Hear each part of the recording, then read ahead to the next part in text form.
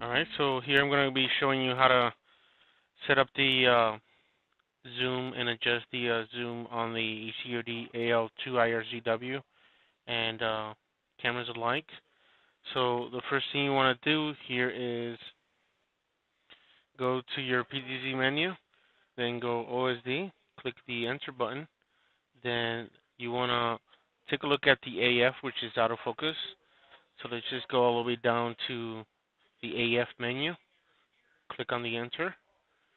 Then here you'll see the lens init, which is it's going to initialize the lens itself.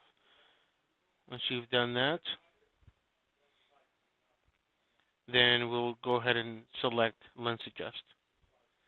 Now this is going to go through an entire calibration setup. Once it's done, then you should be able to zoom in and out.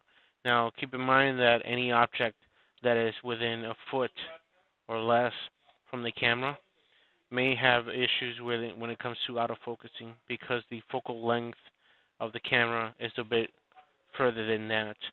So well, keeping in mind with that, then that is all you have to do to configure the lens adjustment on this camera and others alike. Thank you for watching.